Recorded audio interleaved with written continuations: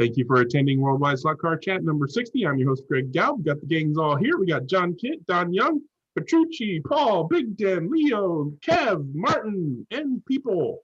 So let's talk slot cars. I'm going to circle back real quick on something that we hit on last week.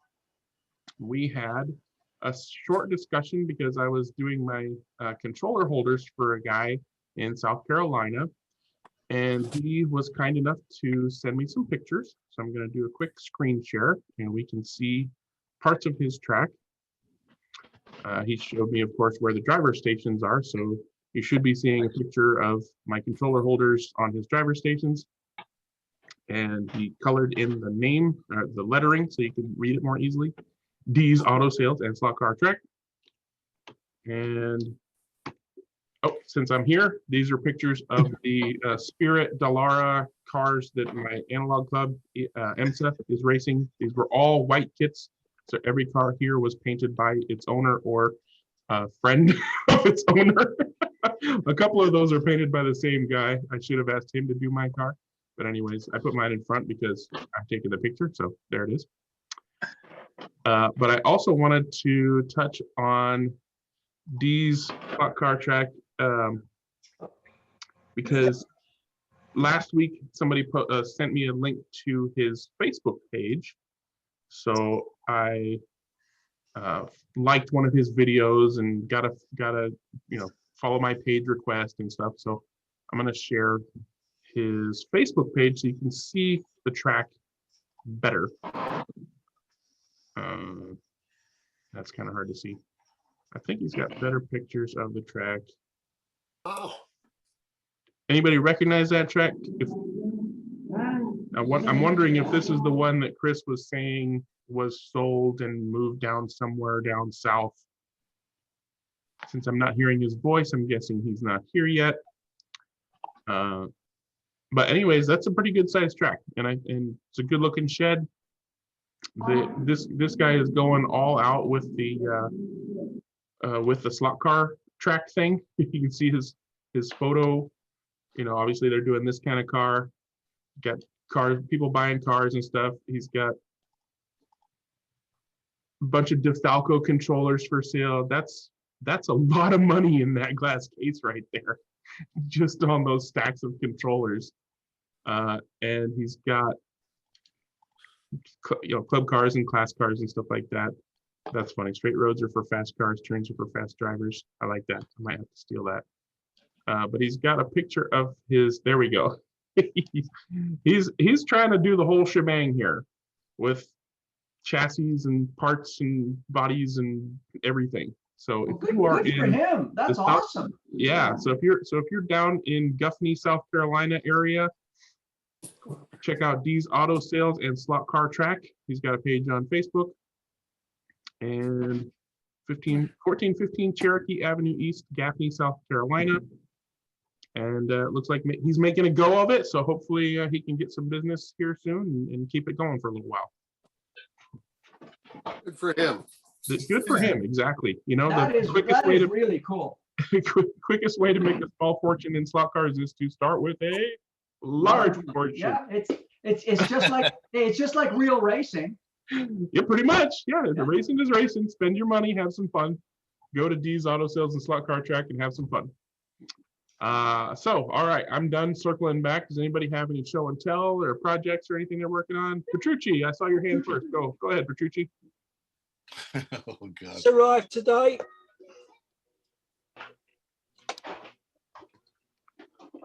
A full GTE. Sideways? What is that? Yeah, it's a sideways. Yes. Auto. Oh, that's the one that Dennis was showing off. So you finally got that in, Petrucci, huh? Yeah, it come this morning. Okay. Where'd you get that from?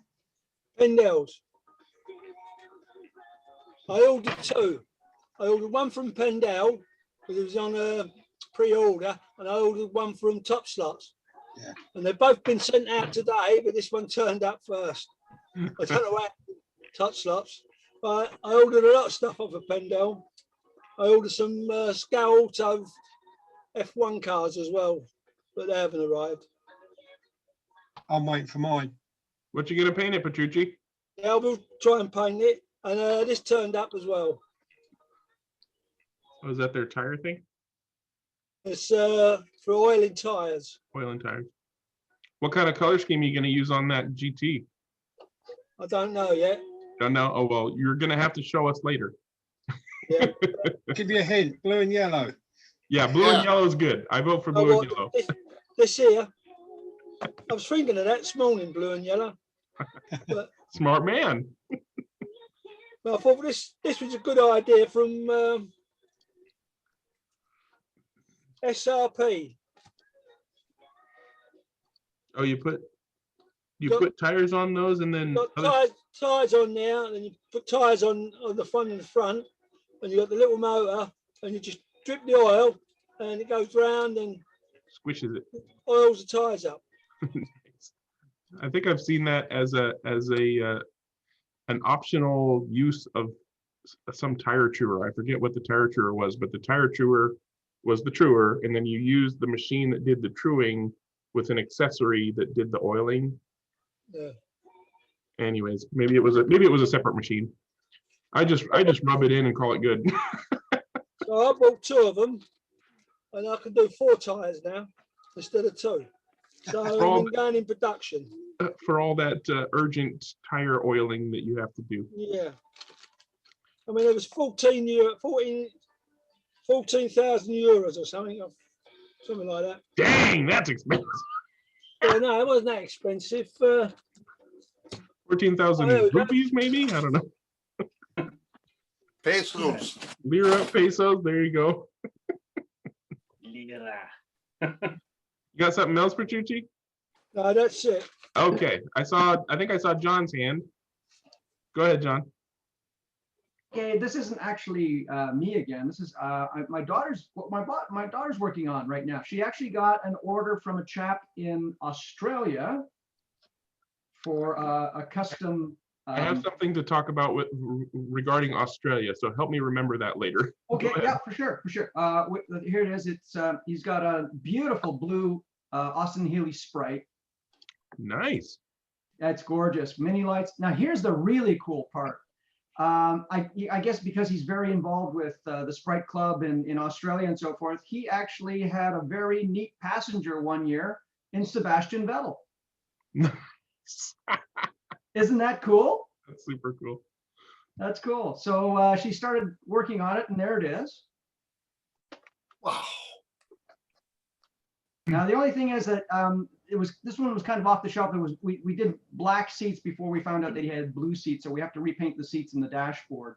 Yeah, but that color is spot on. Yeah, it's really yeah, well, like, you know, young eyes and stuff. Yeah. But she did a pretty good job. Pretty good, John, but I have to ask the question, where's she going to get the Sebastian Vettel figurine from? Never mind. Well, she asked if she sculpts better than I do, for crying out loud, in 1/32 scale. She's done actual custom sculpts for some of her customers. Oh my goodness. You got to repop any famous figurine that she sculpts, you absolutely have to offer. You think what you guys would be interested in that? I mean, if you can get a Vettel figure, right? Get some Hamilton figure sculpts going on. Get all these famous figures and just sell them. That's a great idea, because I would like them to see. I'd like to see them try to sue a 21-year-old girl. Good. It's a likeness, not an exact copy. That's true. Yeah, it's Inspired by. Oh, but what about if they're dead? You can do them, because they ain't going to sue you. Actually, that's not true. Their estates actually have, for example, James Dean, his estate was willed to his cousin Marcus Winslow, who then sold it to Time Warner. Then you have Oh yeah, action anybody? packed today, and there's so much more to come. So we really appreciate. I'm going to mute you, Raymond, because you apparently don't realize that you're listening to something. I thought it was somebody talking for a second, but Yeah, I thought it was the lawyers. Oh gosh. yeah, I mean, pretty much anybody famous these days with any fame or notoriety is going to think about how their personal image is going to be used after they pass. So, Well, yeah, that was actually one of the things you're told when you, even if you're contemplating acting, music, anything in the arts, is make sure you own your own likeness, timbre of voice, persona, etc. Yeah. And especially someone like Sebastian Vettel, who's all about statistics. Yeah, Yeah. that's why he keeps changing his helmets and etc. because he knows 20, 30 years time, which often, you know, you pass them on to his kids and they get a fortune for it. So I'll be very careful, Mr. Vettel. Yeah, and he's on the retirement tour right now, right? He's just cashing out, like he's at that stage of his career. Yeah, he had a bit of a resurgence on Sunday, but we shall have to see about the next one, won't we? Was it France, I think? Yeah, I'm sure his boss was happy about that. well, we definitely want to see the sculpt of anything that she sculpts for that car. Even if it's just the owner, if she sculpts the owner's likeness, that would be cool to Well, see. you know what I'll do as we continue. I'll look for some photos that she's done of other owners. Actually, she did one of, it was a couple in Virginia, I believe, that had it was his 65th birthday present. It was a red Sprite, and she sculpted him and her. And I'll look through and I'll find it before the chat's over. Yeah, if you could show us pictures of the people and then the sculpts, yeah, that'd be Yeah, awesome. we've got that. Absolutely, for sure. All right, I'm gonna find them. Okay, cool. Anybody else got any show and tell they want to talk about? Raise your hand. Say, okay, Leo, I saw your hand first. Alan, I'll get to you, and then Graham. Go ahead, Leo. Right, can talk now. This goes back to episode 33. Now, you can all remember that, of course. Yeah. That was one where Greg was reminiscing over a Porsche 935 kit that he had when he was this high. Oh. And the challenge was to find a 1/32 scale model of that car. Yeah. And if you remember, the rear wheel arches, fenders, rear wheel fenders are just rounded, not the box squared off versions of the later 935s. So You know what? I'm going to stop you right here because don't you tease me. It had better have round fenders, slant nose, and a big wing. If it's got bug blue eyes, and green, blue and yellow. If it's got bug eyes, it's not the one. But go ahead. Okay, if I can share my screen. I can't share my screen. Try again. I can't share my screen. It won't let me. I just turned it on. Try again.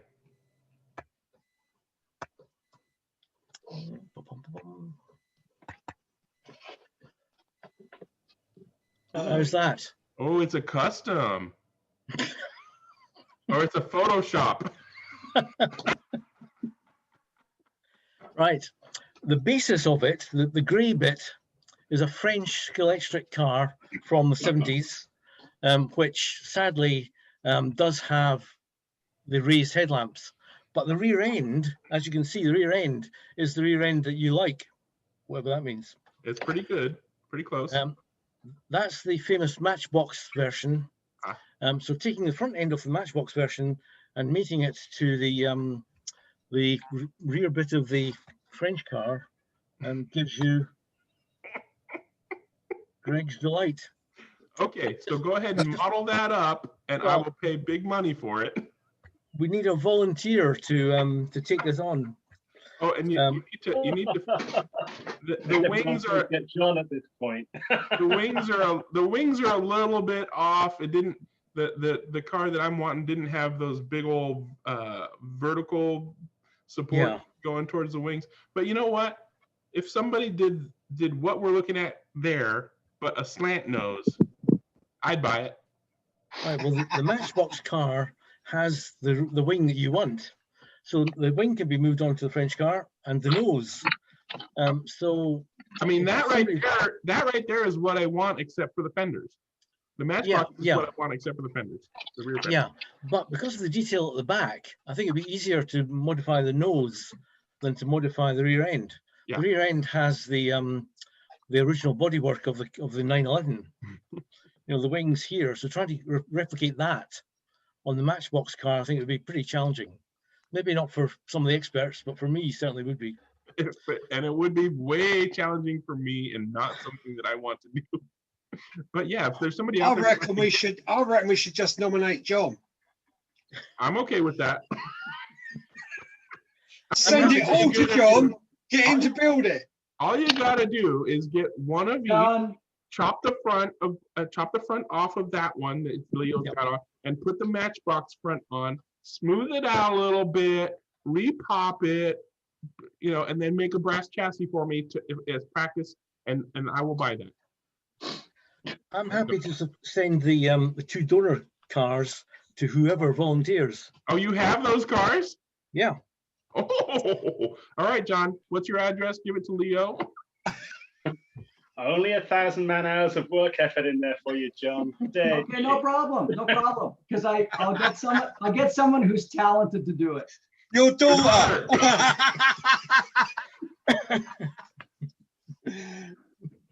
All right, done. I'll send you the address. You want me to send you the address in the chat then? Yeah. Okay. Works for me.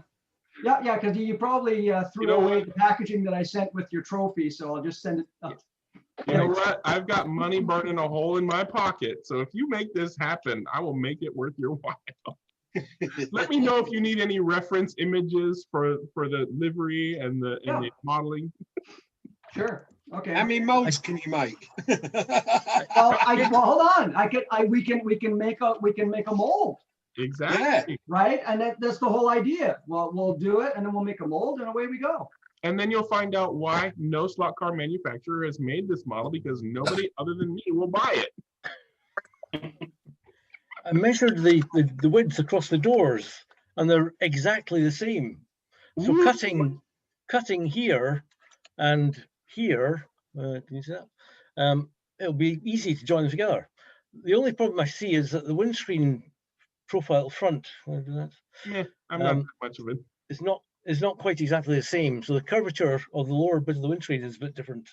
Oh, well, John can do that. Apparently, just go look at episode 33 to see the pictures that I used as reference, Leo, to come to this conclusion. Halfway through. About halfway through. Thank you very much for that, Leo. I definitely appreciate it. And if this leads to me having the perfect car, I'm super, super stoked for that to happen. Right. You guys do realize John's gone quiet. It's all on you, and it's all on Leo and John to work that out. And then if you need reference imagery, just send me an email or a note or something, and I'll send you some reference imagery. Yep. Next up, I believe, was Alan, and then we're gonna hit up Graham. Oh, hi guys. Hey. I've been a bit wrapped up in lap counting systems on analog circuits over the last couple of weeks. Because that London Scalextric down at Wood Green, the lap counting system died. And it's a lap counting system that is laughably antique. And it's based on an 80286 desktop computer running in real mode. It's called the Scalex. And I think at least 4 clubs in the southeast of England run this thing. And it must date from 1982. It's running DOS, right? It runs DOS, yeah. And it's a kind of DOS that cannot be emulated in a 386 processor. It's real mode DOS, proper real mode DOS. So the CMOS battery died, and then the thing just went into setup mode, and we couldn't get it running. And then we opened it up. So thankfully, I remembered how to open those old things. So we opened it, got it all. But the short story was, if I thought that was antique, the backup system to that is a dead strip. And the dead strip runs a mechanical counter on a timer. I have never seen anything like that. So we have a plan, and the plan is to use Race Coordinator and to reuse what we can. And as part of that, one of the guys has got Race Coordinator loaded up on a laptop, and I've resurrected one of my old projects, which is an Arduino box. So I built this this little thing here. Okay, so got that. So we've got a USB port that goes to the laptop, and I've got 2 RJ11s, I think they are RJ45s, that go to the gantry and go to the photo transistors that go underneath the track. So this thing, let's just have a peek under the hood. You've got the Arduino board, and then you've got the relay subboard here, the daughter board. It's quite finicky to put it all together, but you know, it's one of those things you do once, and somebody in 20 years' time will be cursing me because the club will be running on this somewhere, and it'll stop working. They're a bit tricky to get to work. The Arduino board needs something called a sketch to make it run. You have to download the sketch from Race Coordinator and get it working. This was for a 4-lane pub track I had. If I want to build one of these for LSC, it needs to be a 6-lane, and that is a struggle. I never really got this working. I could never get the relays to work properly. But searching around on the forums, what I found is that, look here, there's a power port here for 5 volts. Now, normally you can power the Arduino off the USB, but if you're running relays, you really need a power supply. And I never put a power supply on it, which sort of explains why it didn't work. So at some point, and these will be the links to the tracks so that the unit can cut the power to the tracks if somebody jumps a start, or if we need to stop the race because there are cars on the floor or something like that.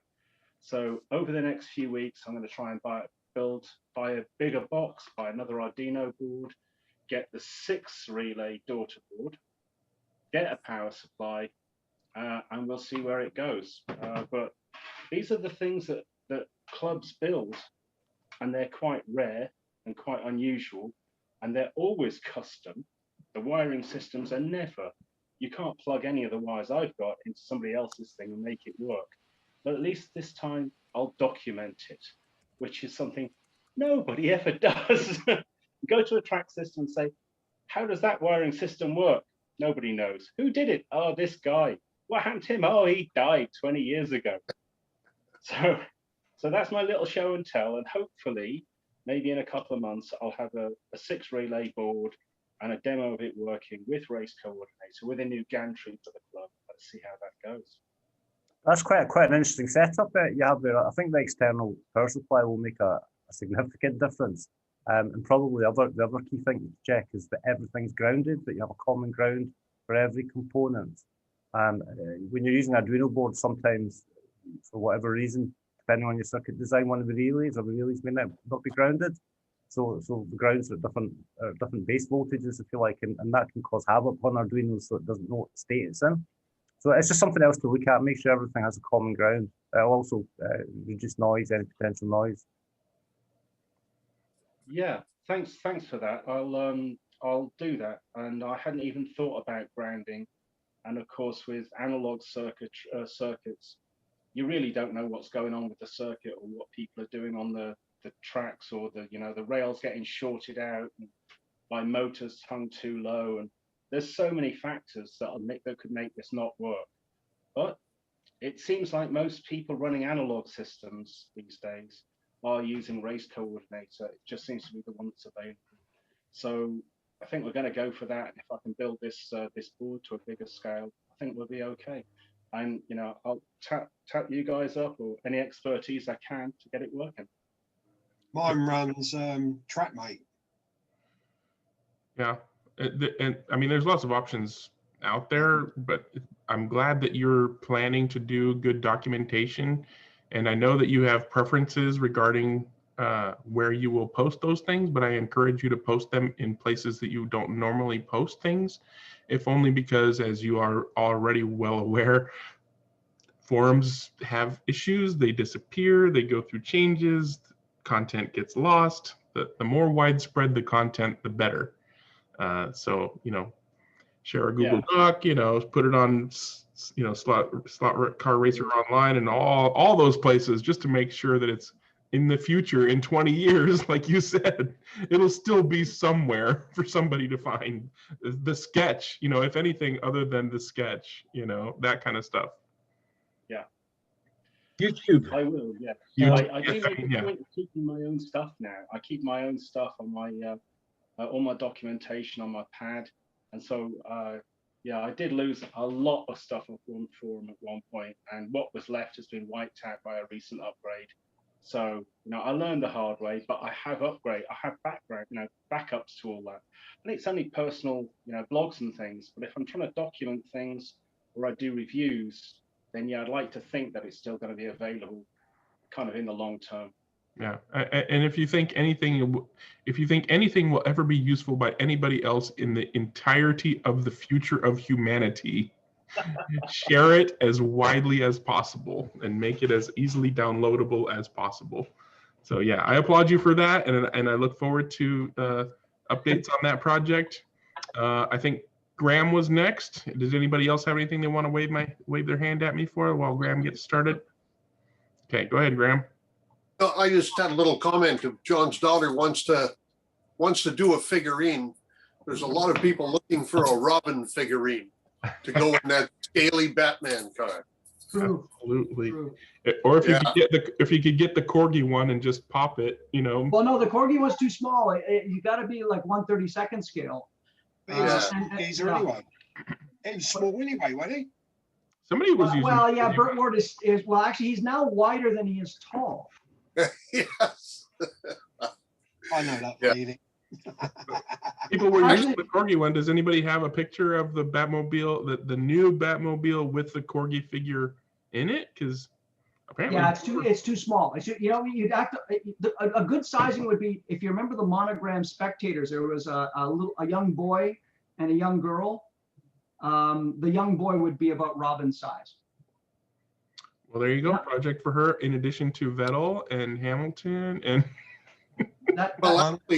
Actually, I bought a fly Corvette the other day, and it was a convertible 2003 Corvette, and it came with two Thelma and Louise type of figurines in it, two ladies in there, and I'm in the middle of converting one of the ladies to be a Robin, so. And that might work. That's probably very close to Burt Ward. Well done. Yeah. So I just had some sort of upper frontage to get rid of, Well, as I said, if you don't want to do Burt Ward as he is now, you wouldn't have to change a thing. Yeah, that's right. So I'm busy just modifying that. The arms were kind of up like this, so I had to get rid of those. So I got to make some new arms, but I've got the torso and everything all fit in the car. But so that worked out well. So Thelma's going to be Robin. See, I also thought of either doing Batgirl or Catwoman, because there was an episode where Catwoman got into the Batcave, so that could work as well. For sure, and Batgirl for sure. Yeah. So right now Thelma's going to be modified. So cool. Well, looking forward to that show and tell. And I do have the photos here. If you guys are, whenever you're ready. Go ahead. Yeah, go for it. Okay, so here, let me just grab this here. And they're a wee bit out of order, so I apologize for that. But hang on, one moment, caller. Hang on, I'm going to just share my screen here. So this is the image that our daughter was given. That's the gentleman who owns the Sprite. And if you take a look, that's what she ended up. I'll zoom in a bit. And you can see that's what she came up with. Go ahead and zoom in all the way. You should be able to then drag the photo around to get it. How's that? Does that work? Oh, yeah. Nice. And there he is there. That's perfect. That's brilliant. Hang on, the side view is even better. Oh, yeah, from the back, of course, because he did have short hair, and there he is there driving. Oh, yeah. That's awesome. But he was stoked. Oh yeah, and then he actually because she sends photos as the car's being built. Mm-hmm. So he took all the photos that she sent and then did a collage for her. So you can see that we got she gets his approval on the actual sculpt, and here it is in process right there. That's awesome. Oh my. Yeah. And you can see it's 1/32 scale. All right, everybody out there, you want a visage of yourself in your car. Just be sure to send lots of pictures. Yeah, and that was just from basically 2 photos, I think. I'll show you the other photo he sent. And then that's the chassis for the car. Mm-hmm. And there she is actually, I got a shot of her sculpting. Oh, front motored. Yeah, front motor with a drive. Oh, it's a great little. It's a fun car to drive around. And he wanted. It was the 61st birthday. I apologize. He wanted number 61 on the car. And then there he is there with his wife. Oh yeah. Spitting image. And just a lovely couple from I believe Virginia, and they were just so stoked. So this is the way they display the car. They actually built a jewel case for her with her picture in it. Oh, nice. Yeah, and oh, by the way, we do have hats, just so you know. And there's the car as when they received it and they put her photo in it. John's all, buy my merch. Oh, it's her merch. I don't make a dime. Buy our merch. Yeah, and buy her merch. But That's and he awesome. also wanted, the AH hubcaps and so forth, which she did for them as well. And there's the car there. So you can see there's the primary photo that we got of the car, and there's what she ended up with. That's awesome. Beautiful. So there you go. Yeah. So it can be done. Absolutely. Oh, is that the car you were talking about, Ram? Yeah, that's the Corvette I bought. It had honestly, they went after Thelma and Louise right down to the head scarf. Yeah, and everything when they made that. And then I'm putting. Oh, I see. Yeah.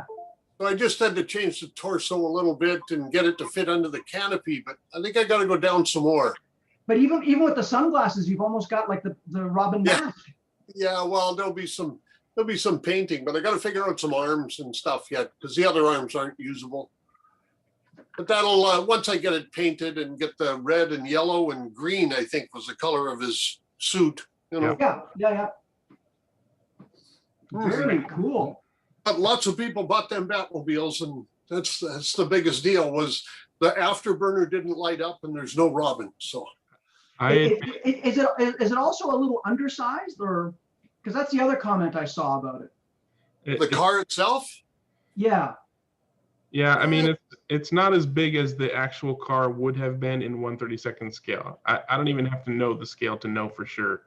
Yeah, because it was the Futura was a massive car. That's true. It would have been way bigger than the Oh Corvette. gosh, yeah. It is a little undersized. Yeah, but it's not as bad as some of their other things have been.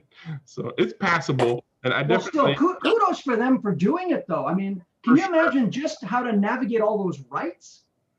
And that's why knowing what most of us know from hearing what other people say about the slot car industry, there's no way Sculpting doesn't make more of that car.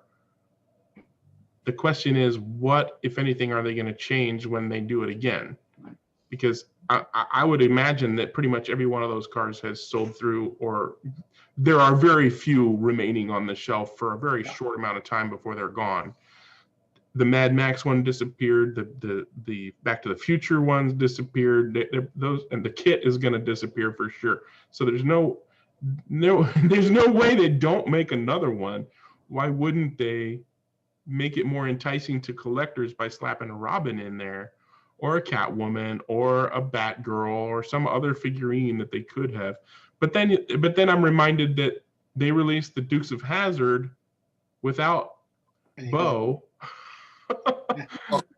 and they never redid it, did they?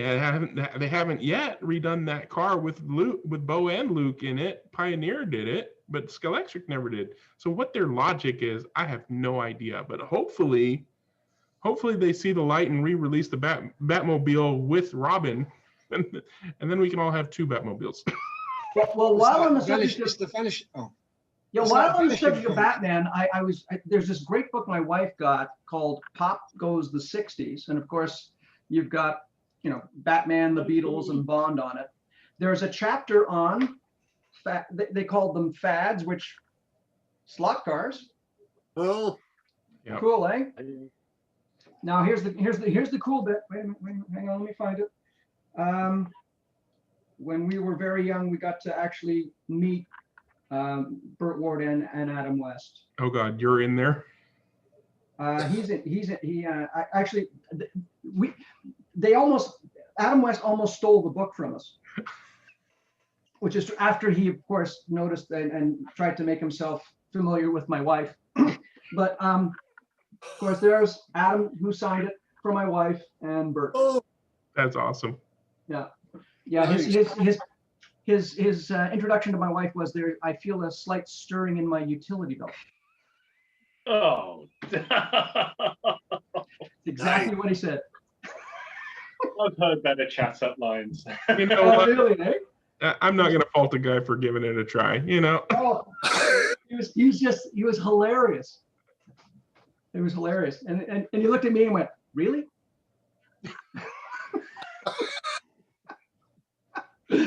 Really?" But that's when you know you're a lucky man. Yeah. Oh, yeah. Yeah. Well, it's. I always ask my wife just how bad her eyesight is. You know. Take your glasses off and have a drink. No, what? Let's go ahead and change subjects. Or keep them on and have two. Either way. and the others through the bottom of the glass. Yeah, all right. Does anybody else have anything slot car related? Any projects they're working on? Go ahead, Alan. Okay, well, Leo will recognize this little beauty. This is Greenie. She's my SRC Capri, and this car did the London to Brighton road race, and it had London to John O'Groats. Oh, sorry, yes, that's it. Yes, to John O'Groats, and it's you know, it's a lovely little car. I love the bodywork. I love what SRC have done with this, but the chassis and the motor pod is leaves something to be desired. So one of the guys at the club produced this. Oh. And this is a 3D slotted compatible chassis that he just kind of threw in my direction on Tuesday and said, have that. Nice. So I've got it. And apparently he did this by taking a photograph of the SRC chassis and then doing some technical drawing around it and then scaled it and turned it into, I've forgotten the name of the format, but he changed the format of the photograph, turned it into black and white, and then imported it directly into the necessary piece of software to do inkjet, to do 3D printing. So he produced this, and he had his out there, his Capri out there on Tuesday using this, and it worked quite well. I don't think Mark has any plans to be making these en masse or to be selling them, but it's just a nice thing to have. It's quite stiff, and I'm thinking it would be better if it was flexible, but that can be experimented with, I think. But you know, it just goes to show that you have cars, you can keep working them. There we go. Alan, are you going to at least make that driver a smoker as well? This is the smoker. Oh, that is the smoker. Oh, it is the one. Oh, cool. Okay. I'm so sorry. Oh, there it is. Yeah. Oh, there he is. Okay, so sorry. Yeah. Awesome. He is the guy. Yeah, with the furry dice. Right. You've got to change that sun visor. Yeah, I know. Yeah, I'll get there. But Sharon and Bob. Something like that, yeah. But the truth is, I'm much more of a racer than a kind of decal, you know, detail kind of person. And so I get my kicks out of doing the technical upgrades. That's what I enjoy more than anything. More than the kind of the decorating cars and making them pretty. I like to make them really work. So, you know, we all get our kicks in different ways, right? So for me, if a paint job is functional, that's good enough. Speaking of functional, how's your TL7 coming on? I still haven't worked out the body control, the float on the body. You know, that's going to take a little bit of work. I mean, I didn't test drive it again. I like to build a car, test drive it, and then leave the thoughts to sink in for maybe sort of 3 or 4 weeks and think about the issues it's got. It's a bit too narrow. It's a bit too top heavy. The body is a bit too rocky, but all those things can be fixed. You know, I mean, I've fixed some of the most awful cars and made them really fly, and I don't think that this one will be any different. I dug mine out over the weekend, looked at it, and I thought, stuff that, put it back in the box. Well, regarding the chassis that you were just showing us, the 3D printed one, you know, if you think flexibility is, you know, going to be beneficial, then there's a variety of things that he could very easily do, from simply reprinting the same model in a different material, such as PETG. That's probably PLA that you just showed, which is stiffer. But the same model printed in PETG would be slightly more flexible. Or it would be super easy for him to, because I totally understand the process you were describing, taking a picture, doing some conversions, slapping it in your CAD program, doing some tracing or extruding and stuff like that. Totally get that, which means that it would also be very easy for him to just change the depth of the extrusion for the pan, the chassis pan, to be, instead of what looked like maybe 2 millimeters, 1.5 millimeters or 1 millimeter. So even in the same material, it would be more flexible. So he could easily do that. And of course that would be, between you and him. But if he were to be so kind as to, if he's already done a fantastic job on that, I bet that it just kind of slips in, no problem. Has he shared his files? Does he share or sell his files? Please encourage him to do so, because I'm saying it like it's no big deal, but it is. He's obviously got some good CAD skills to be able to just take a picture and do the necessaries to make it into a functional chassis. It'd be super cool if he were to share those, even if he sold them for a few bucks a piece for the models, in order for guys like me to just go ahead and print it out and stick it under my car. Yeah, I will. We'll experiment with it. I mean, this is I think this is the first one he's done like this, and he did it in 2 or 3 different materials to do different things and 3 or 4 different processes. But that will be him. And to your answer to your question, did he share it? No. Will he share it? I don't know. That's Mark's thing. I mean, at the club, he gave me 2 of these chassis because he just said, "Well, I printed 2, so I have 2." One of the other guys said, "Cool, that looks cool. Will you make me one?" And I just gave Stretch the other chassis I had. Just share stuff around. It's not easy. Yeah. Well, Alan, to your point, maybe its rigidity is a good thing if there are other aspects of that chassis that move. Well, maybe. Until you get it together. Until you get the chassis put together, you won't really know what it needs, right? Yeah. But yeah, I mean, I totally understand his point of view, because I'm a creator. I've created some models that I would prefer are not in the world. I've also created models that I would prefer that I'm the only one who prints them and sells them into the world. But I've also created models where I don't care that anybody else out there prints them. So I kind of understand all of the points of view. But if he's not going to print them for sale or sell the models, then I encourage him to seriously consider sharing the models. Yeah, well, that's all. We'll see. It's a big investment to get into 3D printing, and it's somewhere I'd like to go, but probably won't, just because of the cost, time, and effort. And I spent most of my career in front of a computer screen, which is why I don't do that anymore. I choose not to do things where I'm sat down doing CAD work, word processing work, that kind of thing. It's not how I want to live the rest of my life. But otherwise, I would, love to get hold of a 3D printer and play around with it. But I don't.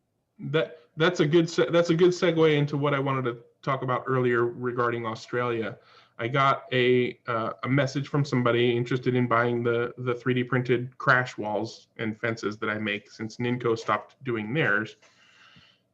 If you're on various forums, Facebook, you've seen me post the pictures of the crash walls and fences. I sell them for way less than I would normally charge for prints that take that long. In total, it takes about 18 hours of printing to make just 4 of those crash walls. My normal price for that much printing time would be over $30, but I sell them for $20 a set. But I got contacted by a guy in Australia saying, hey, you know, love your walls, Ninco stopped selling them, but you know, how much would it cost us to send some of these down under? And you know, I've got some friends who would like some too. So I basically sent him, you know, I've shipped to Australia before. It is not cheap for just Joe Schmo to send anything to Australia. So I sent him basically the price breakdown, which is, you know, pretty much $20 for one set of walls to ship to Australia. And then it immediately jumps to 30, almost $40 to ship 2 or 3 sets. And then it jumps to, you know, almost $50 and then even more and more. It's just crazy. And he responded to me today saying, you know, hey, I'll think about it. But hey, what you should totally do is, you know, get an injection molding company to make them and sell them by the thousands. Like, well, my response to that was what I said earlier today. The best way to make a small fortune is to start with a large fortune in slot cars.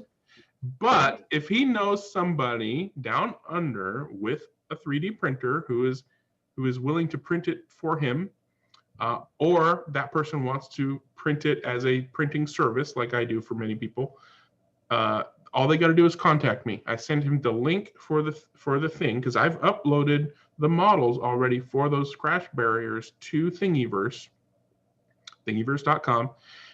You can, if you have a 3D printer, you can go and download those files and print them yourself. Chappy Man's done it. Many people have already downloaded and printed those crash walls themselves.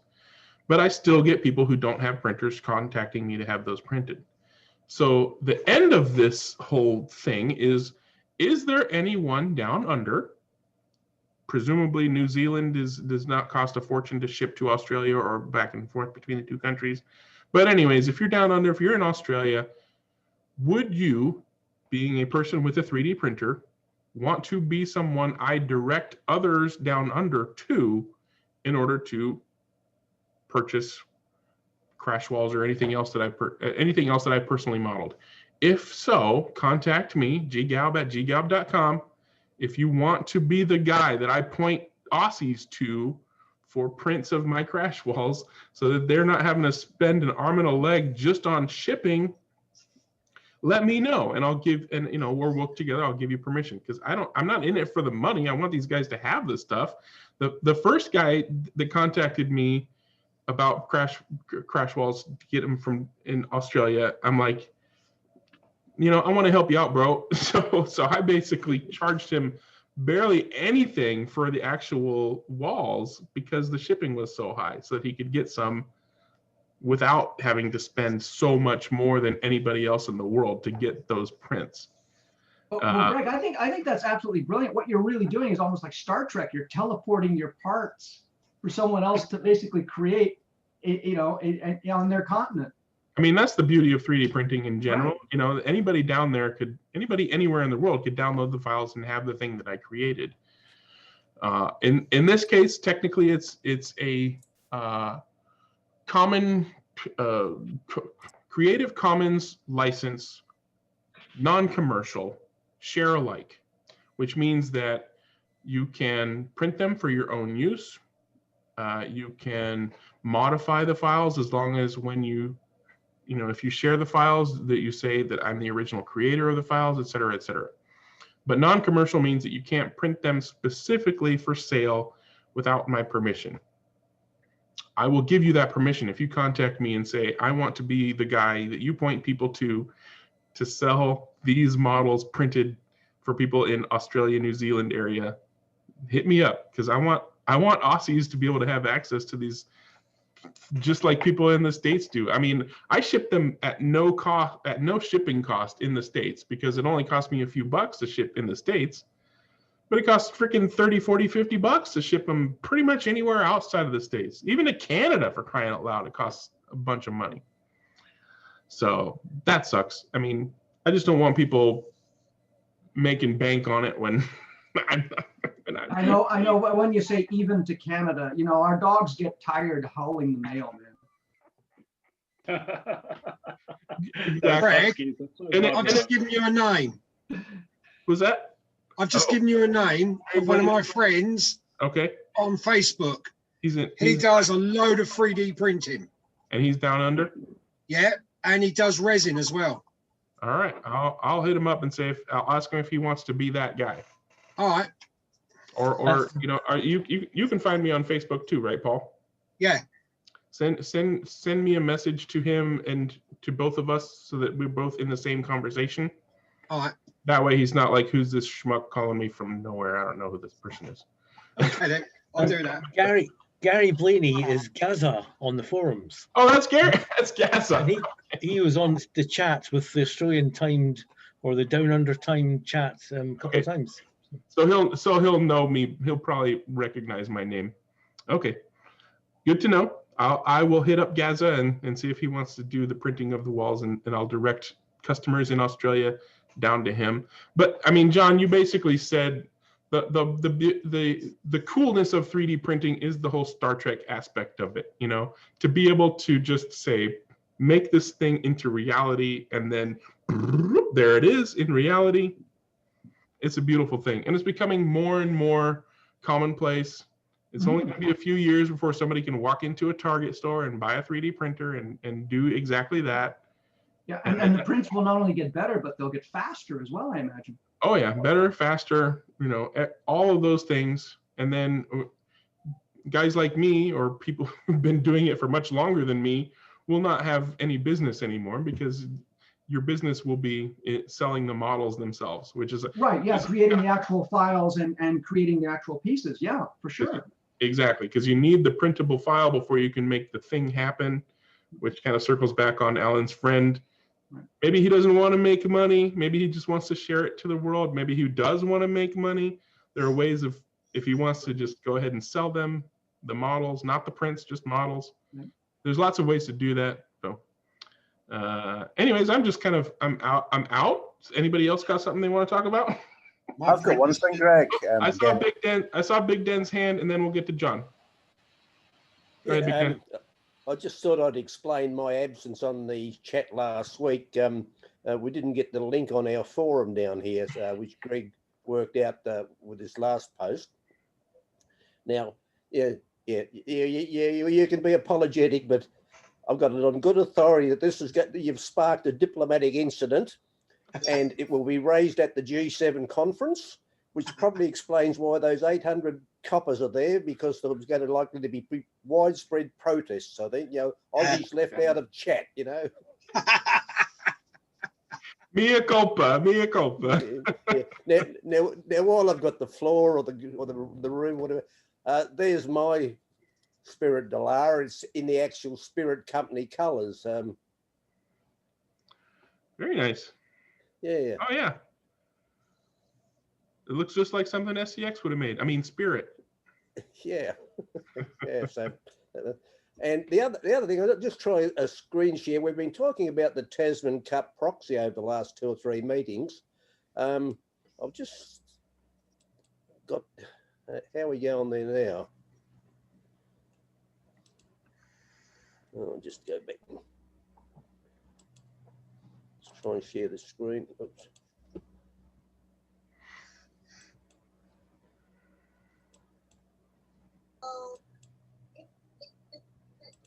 No, it's not working. Skippy in the background giving your message to him. Yeah, okay. Anyway, I'll just read it out. So, I just look at the Tasman Cup. Actually ran from 64 to 75, and it ended up being with for Formula 5000 cars. So the Tasman Cup became Formula 5000, or they were? Yeah, it looks like it became. If I could just read out the honour roll: 64 Bruce McLaren, 65 Jim Clark, 66 Jackie Stewart, 67 and 68 Jim Clark. They were all in, they look like the F1 spec of the time. Then from 69, Chris Amon in a Dino 246 Ferrari. Then Graham Lawrence, I think, is a Kiwi.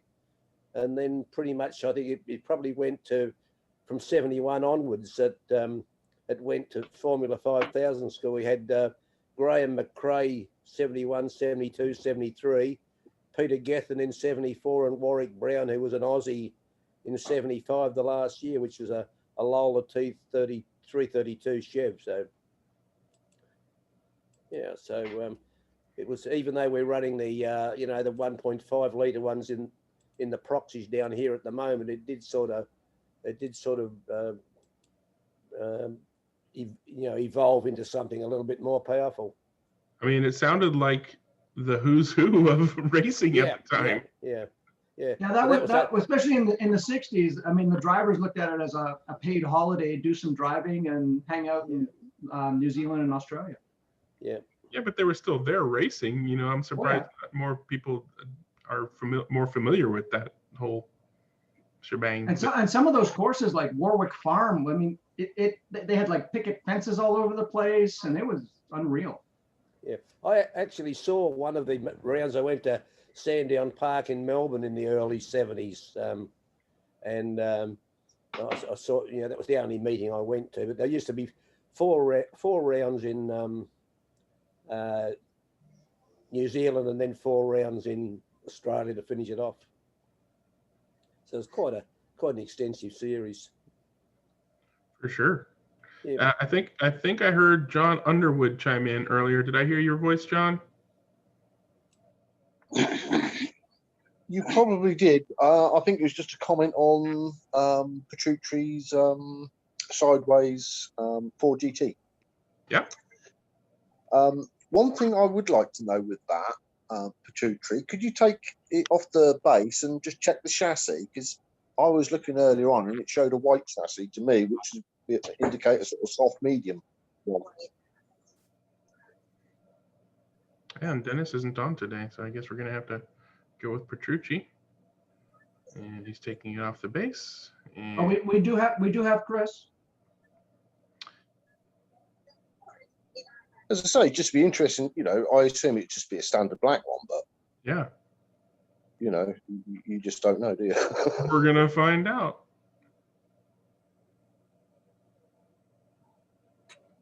Oh, you're muted. Oh, muted. Drum roll, please. I can't do an unmute from. Where is he in the list? There he is. Okay. Oh, it's a black. Yeah. The black one. Yeah. So pretty much. And the painted orange motor. Yeah. Wonderful. Thank you very much. Thanks, Petrucci. All right, and I was looking for people that were offering things to show or ask or something. I had one thing, Greg, to show. Go ahead, Portals, and then we'll get to Kev. Yeah, could you share my desktop, please? Yep.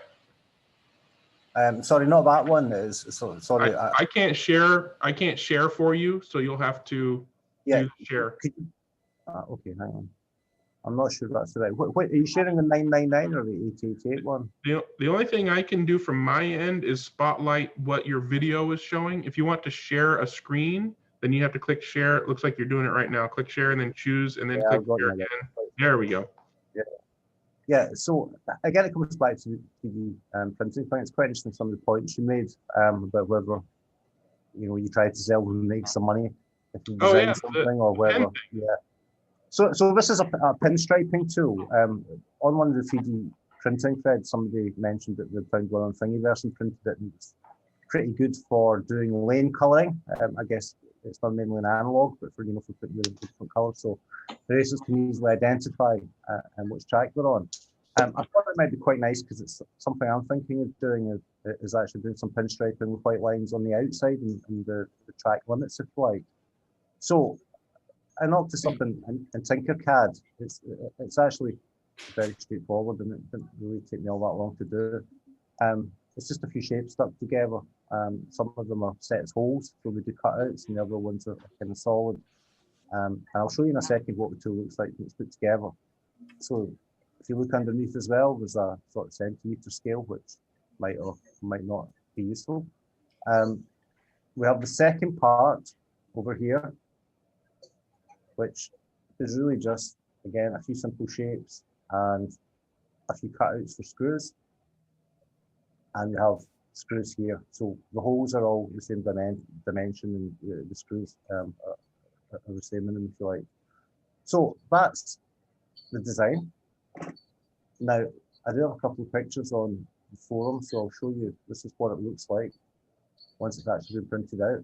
So what you can do is you can loosen this knob and slide it along, and that will give you the width. The slot that goes in the guide of the track, whether it's electric, plastic, or rooted or whatever, sits underneath here. You'll see that in the next picture. And whichever type of pen you decide to use, you can adjust the height here, and also it will cater for from Sharpie down to an IKEA pencil. That's the view from the other side. So you can see the pencil there, it's pushed nice and tight against. The whole thing, once it's locked down, is very sturdy, which obviously you want it to be. The last thing you would you'd want if you're drawing a pinstripe is a wobble.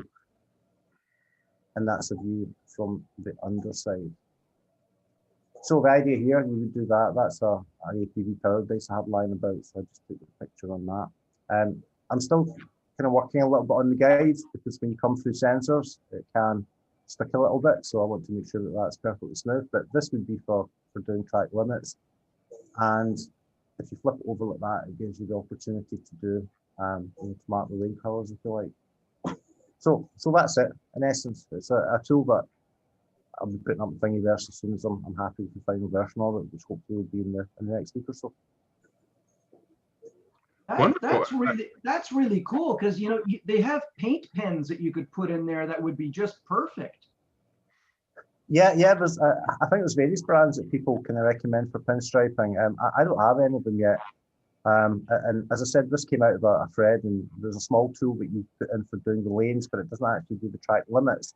So the latest version of this, if I just very quickly go back to it, you'll notice it's significantly wider. So that would cater for doing edging and for doing, for marking lane colours, for the widest track that I've ever seen. So we do most of the tracks, Carrera, etc. It didn't take long to do this. It's actually Tinkercad's actually very intuitive once you get your head around the basics. So I'm looking to get into doing this. I would absolutely recommend that you start with Tinkercad. I have used Fusion 360, but it's far from intuitive, although I have been spending a fair bit of time on it. I have another project on the go where I want to attach the end of my Dremel tool, the flexible end of my Dremel tool, onto the carriage, and you can do cam stuff in Fusion 360. And essentially, what I allow you to do is to have, essentially a router that's controlled by the 3D printer, and there's capabilities with Fusion 360 to do that. So I have a couple of ideas for doing that. So that's something else coming further down the line that I might do show and tell on. That's really cool. Have you written the rule book for exceeding track limits yet? It changes every week, John. You make a good point in that doing CAD work is one of those things that some people can get their head around and some people cannot. And it's not so much that they can or can't get their head around it. It's what tool are they using to do that. I found Fusion 360 to be relatively intuitive. That's what I happened to start with, except AutoCAD back in my high school days. I took some tutorials online and kind of that's my go-to with Fusion 360. But then I was mentoring the high school robotics club, and they were using Tinkercad. And Tinkercad is completely foreign to me. When I tried to use Tinkercad, it was not intuitive. I had to learn how to use the tools, right? So my point is, if you think you are not, you don't have the right head for CAD, probably not true. It's just that you need to try a different kind of CAD. Tinkercad is good for some kind of thinkers. Fusion 360 is good for other kinds of thinkers. Just try it. If Tinkercad doesn't work for you, try Fusion 360 or vice versa. There's a lot of tools out there. Heck, I think Microsoft has something, 3D Builder or something like that, like built in to Microsoft, or you can download it for free or something like that. That's a popular tool. So if the first tool you try doesn't work for you, don't think that CAD isn't for you. Try another tool. And that is a fantastic tool that you've designed in Tinkercad. And did you already put it up on Thingiverse? Are you going to do it later? It's not up in Thingiverse yet, no. I need to do a little bit of work on the actual guide blades here. I think rather than trying to be clever and curve it too much, it should just go up straight, and it's fine to curve it in this dimension. But then again, one other thing that occurred to me is actually just to put a screw in here as well, so you can change these end plates and just make slightly wider ones for routed tracks. But do you know what I mean? At some point you can end up over engineering these. So I just need to make sure I'm happy with that, and then it'll go up in Tinkercad. What I would say is maybe maybe do a couple of different guide versions, and just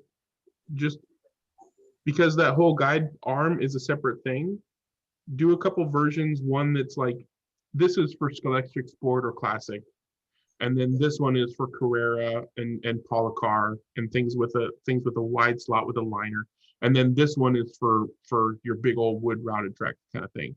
And then they just print whichever one makes sense for whatever track they're using, because most people aren't going to need to print multiple guides. They're just going to need to print the one that works best in the kind of track they use. Yeah. So rather than doing a detachable guide with a screw that holds it onto the arm, just tweak that guide and save different STLs for thicker and longer and deeper guides for different types of tracks. Yeah, I need to have a think about that. What I was going to plan is basically just so you put a screw here and the bar goes through there and that holds it, and then have maybe 3 varieties of this and just include the whole thing, so we could choose the one that fitted their track best. Yeah. Because even using digital calipers, it's still a little hit and miss when you get down to that level. Well, the ones I have anyway. Well, I mean, even with good ones, taking Scholastic track as an example, the spot on the track with the widest gap between the rails is going to be a millimeter off from the spot on the track with the narrowest gap between the rails. So you're still going to have to, say, okay, well, I need to account for that just varying width of the slot for that kind of track. For Carrera, not so much, and for routed tracks, even less so. So, just do a thin one that works in Scholastic, and then do a slightly thicker one that works for other tracks, and then a slightly thicker one that works for other tracks. And then, say what, the thickest part of the guide is this thick for each of these different options. Print whichever one will fit in your slot it will be most likely to go in the slot around your entire track. But yeah, I mean, with 3D printing, you can print all 3 of them and not be upset that two of 3 don't work, or you can print, the arm as a separate piece and then the guide as a separate piece, and then, I think it's so cool the way you just took that shaft, made it, magnetic air, and then brought it right back. That was so cool. It's actually really easy to do. You're just putting shapes, and then the shape can either be a shape or it can be a hole. If there's a hole that cuts out, if it's a shape, and you group it all together, it joins together. So that was essentially all I did. And you saw it took 15 seconds. It's not hard to do. This is the reason why my 3D printer is gathering dust. Why? Because I'm scared of going into stuff like this. You don't have to. Here's the progression. Buy a 3D printer. You've done that. Turn it on to make sure it works. Maybe you haven't done that yet. No. The next step after making sure, because usually a printer is going to come with a card or a USB that has some things on there for you to just go ahead and hit print on that are already configured for that printer. So usually you have some test prints. So that's your print number 1, is a test print off of whatever comes with the printer. Then the next step is go to Thingiverse or Fangs.com or any number of other sites, download an existing model and put it through slicing software. You're not modeling anything. All you're doing is saying, open this file, slice, save. That's pretty much it. After that, you're like, well, I want this thing, but I want it to be taller. And then you start experimenting with scaling options. Usually in the slicing program itself, you're like, okay, well, don't change the X and Y, but change the Z to make it taller. And then you print that thing with those adjustments. Then you start getting into, well, it would be better if it was like this rather than like that. And so then you start getting into changing existing models, which is a whole nother step. Lots of people, in fact, I would say probably at least 50% or even a majority of people never go past to downloading and printing existing models. They don't manipulate models to make them more custom. They don't create models from scratch. They just download and print existing models and are happy, and that's fine. But if you get into manipulating existing models, then you import them into Tinkercad, Mesh Mixer, Fusion 360. You start modeling things from scratch. One of the first things I modeled was a jig for drilling the holes in the plastic strips that I sell for the routing kit. That's all it was just a thing that I put the strip through that I could mount to my drill press. And all it did was make it easier for me to move the plastic and drill a hole. Move, drill, move, drill, move, drill. That's it. And it was just the simplest thing, extrude a rectangle, extrude another rectangle, make a couple of cuts, bada boom, bada bing, print it, make sure it fits, make adjustments, print it again. Easy peasy from a CAD point of view, but it was still super, super cool. Even if all I had done was make a cube with a hole through it and print that, it would be super cool to say, I designed that from scratch, and here it is in reality. This is the thing that I designed from scratch. It's kind of like making your first chassis, Paul, right? I mean, it's such a huge thrill just to see it go around the track. Yeah. It's the same thing. Like, there's no such thing as failure. There's just better successes. And just like with slot cars, we all start somewhere, right? Even if all you did was make a cube with a hole, it's still something that you did. And then the next thing is going to be a cube with 2 holes, or a rectangle with 2 holes, or whatever. And it's going to be better and cooler. And meanwhile, while Greg was saying that, there was a whole bunch of CAD gymnastics going on here. He was showing us how cool CAD is. Yeah. But I have a question in regard to his computer design. phobic anyway. I have a question in regards to his design on this, if he doesn't mind. Sure, yeah. Did you ever think about possibly making the arm integral to the pen holder, and then just your slot guide being the adjustable piece? Oh yeah, we just move the guide along the arm. And then that way you could just print up tiny little guides for different track pieces. Or track type. Yeah, that would potentially that would work. The only immediate thing that might spring to mind is you print one quite large piece. Sometimes it's easier to print smaller pieces for reliability. But yeah, so I get what you mean. So this would essentially join into that, and this part here is your separate piece. Yeah, so that slides along this way. Right, and that my thinking there is you could then use the part that extends past the slot as a guide for your hand to help guide you along as well. It would almost work like a handle. You could hold the pen with one hand. Yeah. What's beyond the guide is the second hand, and kind of use that to help guide you along. Yeah, that'd be pretty. Yeah, that'd be 15 minutes work. Yeah. And you really don't even have to redesign anything. It's just a matter of poke that hole all the way through the guide and mount the bar to the pen block. You're done. Yeah, that's quite like that idea. Yeah, or make the arm a separate piece and just make the guide have a hole through it, so the arm could go all the way through the pen block or all the way through the guide, or both. How long did that take to print? I'm printing it in 3 parts at the moment. The arm, if you like, the holder, and the 3 screws. You're talking about, it depends if you do it the resolution, obviously. 0.2 or 1.2 for better quality. It takes about maybe 2.5 hours for this piece. Slightly longer for this piece, and the screws are about an hour. Yeah, it all depends on print settings and where something needs to be strong versus where it doesn't need to be strong. What kind of resolution, like the screw threads, in order to print them how they're shown there and be smooth threads, you want to use a thinner layer height so that each thread is built on more layers rather than fewer layers. So just for example, Them poles are printed. What was that? Right. Are the actual threads in that thing all printed in there, or you don't tap them? Yeah, everything's printed. Yeah, threads are all printed. Yeah. Yeah, and that's what I was kind of getting at is you can print fairly thin.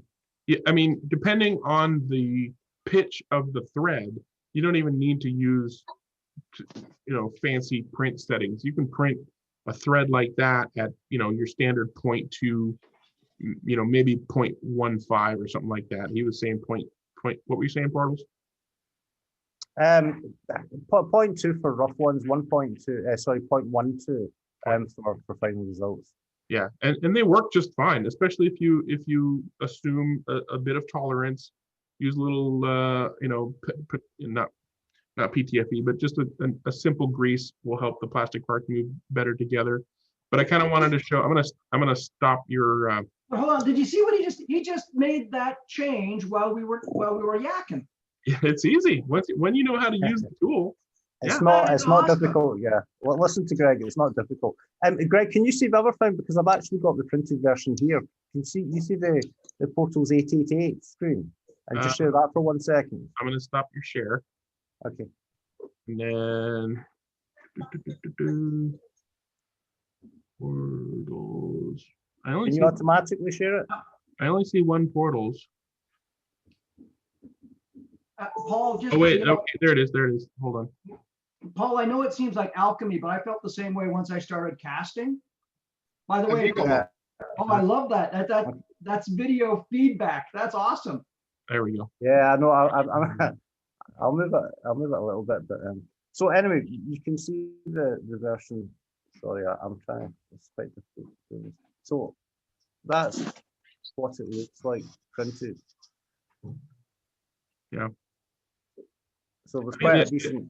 So you've made it. Space for larger pens, and there's 2 screws at the back that just. So if I loosen this screw, for example, and this one, pencil's just falling out. And similarly, this screw here, we just undo that, and it goes back and forward. Tighten it. Can make it really tight, and that won't budge now. See, that's brilliant, because you can get paint pens like this. This is a gold paint pen. And it was just, you can get a bunch of different colors. He's gone through some testing there. I was just going to say, the only thing you need to be careful of when you're printing threaded objects in that orientation, which is unfortunately the best orientation to print them for good quality threads, is that is also the orientation where the layer adhesion is that much more important. So you don't want to really crank those screws down, because then you'll exceed the layer adhesion stresses and break the thread. But as long as you just do them finger tight, you're fine. And I wanted to kind of show this example earlier of how long it takes to print something based on settings. So I want to show you something that literally just finished a few minutes ago. You should be looking at a green garbage can. This I'm printing because this is from 100% recycled print waste that I've ground up and re-extruded into filament, and then printed this thing because I think that it's funny, because it's meta. It's a garbage can printed out of recycled plastic material. But this very tall, large looking thing only took about an hour to print, because it's hollow. It's a cup, basically it's a garbage can. It was printed, there's just 2 layers at the bottom, and then the whole thing was a spiral print. It just went around and around and around and around, and it never ever stopped ever. And it's just a continuous extrusion up to the very tippity top. That only took an hour to print. If that are you doing a lid for it, Greg? No. I was going to say, you could do Oscar the Grouch. It would be perfect. I could probably do that. Yeah. I mean, it's meant to be a pen cup or whatever. But if it had 2 perimeters rather than a single continuous perimeter, that would pretty much double the time. If it had infill, that would add quite a bit to the time. So when you're deciding how a thing should be printed, one of the things that you learn through the hobby of 3D printing is what kind of structural integrity do I need from this object? At which parts of the object do I need that integrity? And what can I get away with as far as the amount of material that's being put into that particular location of that part? And sometimes it can be just a single wall with no infill. Sometimes it has to be multiple walls with dense infill.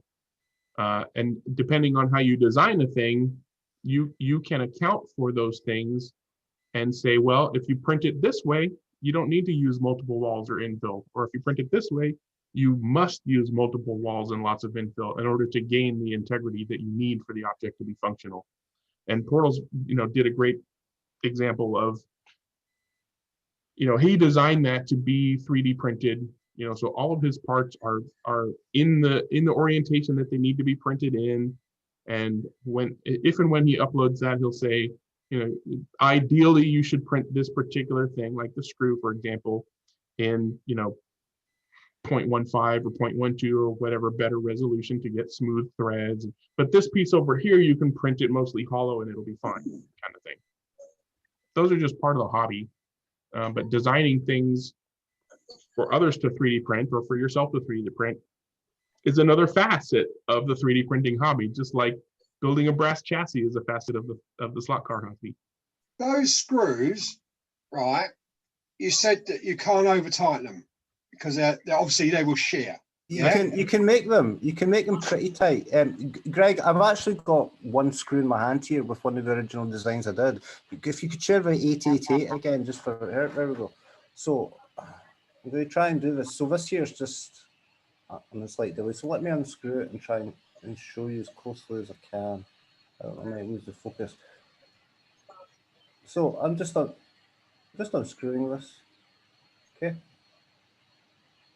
So you can see that's just a test hole for thread in it and the actual screw.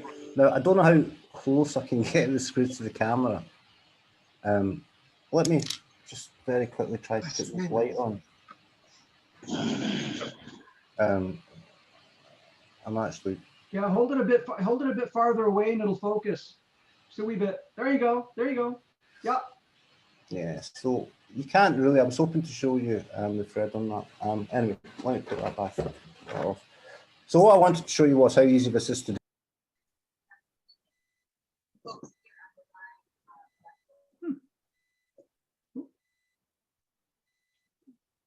Have we lost everyone? I don't know. Yeah, that's mental. We may have lost Portal's audio. Hey, Greg. Yes, you can see it's muted on the screen. Yeah, sorry, I did. I lost the audio there. So you can see this was just a test thread, and you can see how easy it goes in. Right. It's now reproducible. I'm going to tighten this as hard as I possibly can. Wow, that's amazing. And I might not be able to get it back out now. Yeah, there we go. Anyway, this is just a test because there are a few parameters you can set on threads, and they're all kind of critically important. But that's something for another day. So could you actually put like a brass bolt or a steel bolt in there? Will it split it or will it strip the threads? It's no. I've got a few 3D prints. In fact, lots where I have just normal screws, even just tapping wood screws in them, and no, they handle it fine. And you can, depending on how well the print's been designed and the thread's been designed, I'm working on an ATX power supply, portable power supply at the moment. It's all 3D printed, and all the screws go into that. Absolutely. Apparently, we lost you there. I'm going to have to follow mine up, aren't I? Okay. Yeah, sorry. Yeah. Absolutely. The answer is yes. You can put real screws in, and it's absolutely fine. Just be careful the screws you use. It really comes down to the design and how you design the threads. But there are various settings for that particular 3D model for the actual threads that you would use as a hole to cut the hole out of the material where you wanted it. And it's to do with the number of spirals and how close the spirals are together, how thin the spirals are. Now, I don't know much about screws. I've learned a lot in the last couple of weeks, to be honest.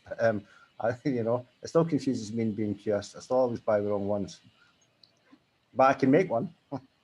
One of the cool things I expect that this is somewhere to be found in Tinkercad as well, since it's by the same company that does Fusion 360, Autodesk. But in Fusion 360, you have direct access to, I forget the name of it, but it's basically the hardware standards of the world.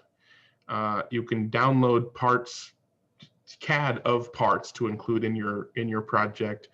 But also, if you just need to make a thread, you know, you point at a hole and say, I want to put a thread here, and then you tell it, I want an M4 thread, or I want an ISO, you know, 240 thread, or whatever thread you want. You just pick it from a list, and boom, it models the thread right there in there.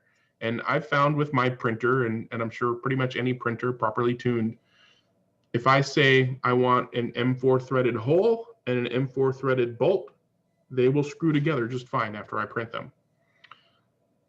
So don't underestimate the power. I'm going to be sending you, you know, I'm going to be sending you loads of emails, don't you? Anytime you want, buddy. I'm happy to help. The funniest part, you know, I do 3D printing services, right? So people are contact me, you know, every once in a while for things. And a lot of times they say, you know, hey, can I have that model for the thing that you're selling? And I'm like, you know, no. But if you're interested in 3D printing, hit me up. I'll be happy to help anytime. You just message me, and anytime I'll help in any way that I can. I've got to break it sometime. I know I've got to get in and do it sometime. At the moment, it's just gathering dust. Yeah. Before the machine becomes obsolete, you should print something. It's already obsolete. I mean, it's already obsolete. But yeah, it will be a functional printer until you break it beyond repair, which is you have to break a 3D printer pretty badly for it to be beyond repair. So the amount of laptops I've gone through because it freezes and I go, bloody thing crashed. And it's sort of like, don't throw your 3D printer. Yeah, the rugby approach never works. No. Computer says no. Yes, it does. Well, I think we've beat the 3D printing topic into the ground for at least this particular chat session. Does anybody have any slot car stuff they want to talk about? Looking for hands, hearing for voices, or shall I dig into my? Oh, Chris, do you have anything to show? I have plenty to show. Unfortunately, I'm at the cottage on Leslie's computer, and I have no pictures here. So okay, well, you're forgiven. Use your imagination. I've got great things to show. I'm amazed. I have a quick Kev. Are you going to stay on after the recording for a few minutes or no? Who? Kev. Kevin. Oh yeah, Kev had something he wanted to share earlier, didn't you, Kev? Oh, yeah. Kev? We can't hear you. He's not muted. I'm so glad I'm not the only one who's not under a pseudonym name. I think you're having microphone issues, Kev. It made some noises and then nothing. Then it cut out, yeah. Oh no. Well, even if you wanted to talk to Kev, you're probably not going to be able to talk to Kev. He's not a pilot, is he? No. Yeah, it wasn't a mute thing, Kev. It's like your microphone isn't even hearing. Microphone isn't working. Maybe unplug and plug it back in. Well, we'll have to circle back on Kev. If you get your microphone working, just say, "Is it working?" And then we'll say whether or not it's working. Now that Chris is online and masquerading as Leslie, I have a question for him. I think I saw this one on Facebook. It's not a personal interest one, but I couldn't answer. The question was, does MR Slot Car have a website? Facebook. So that's under construction. Site, no website. Ain't no website at the moment. No. What's the best way to find it on Facebook? Just MR Slot? That's a good question. I'm rarely on Facebook. I It's would- on there somewhere. Just What type what MR Slot Car. is there anything you needed to know specifically, Wayne? No, the user on Facebook was literally asking, where is the MR Slot Car website? Where's the best resource for all the facts from the horse's mouth? Okay. There it is. I'm assuming that's the one. All I did was search Facebook. I used Facebook's search tool to type MR Slot Car. That's not it. That's not it. All right. That is MR Slot Car in Australia. That's a commercial raceway. Try that. No, yeah, it says Australia. Yeah. Same name, Yeah. not the same place. Oh, there's these. These are all Yeah, my it's, normal results. Yeah. The principal of that is a fellow called Peter Van Horsen, and he's I think a part of Peter Dimmers, who was a very good open class racer in Australia quite a few years ago. Try mrslotcar.inc.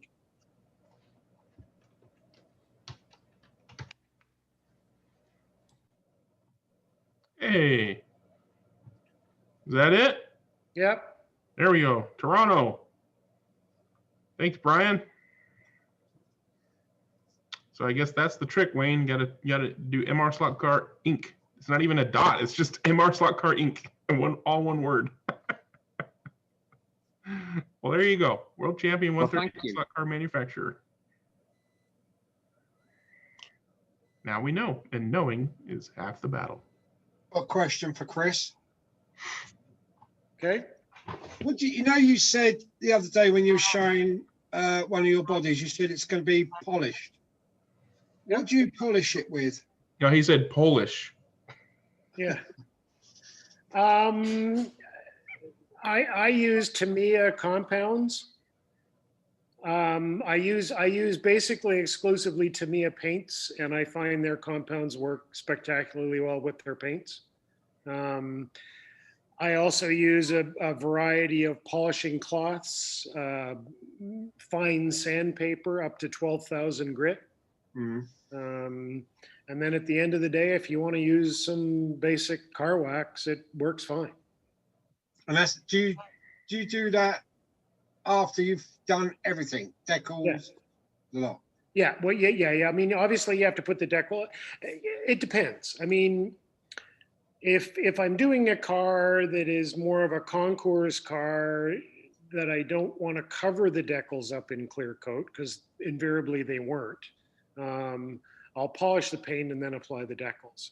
For racing, I'll apply the decals and then put some clear coat on. And depending on how the paint goes on, I'm using more and more semi-gloss now, which tends not, I mean, if you polish it, you just end up with gloss, which is, and I find the semi-gloss looks more appropriate for more race cars. There's not, you know, I don't really like that porcelain-y look of high polish. It just doesn't look realistic to me. And also, do you know the black lines you put on some of yours? Yeah. What do you use for that? Because I've got an old Rotarin pen.